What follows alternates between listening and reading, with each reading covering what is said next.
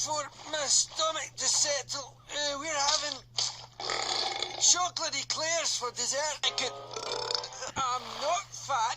My family merely has big bones. You sweet cherub, the eclairs.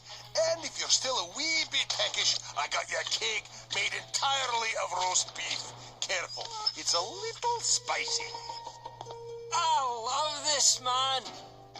Wasn't done. For the love of...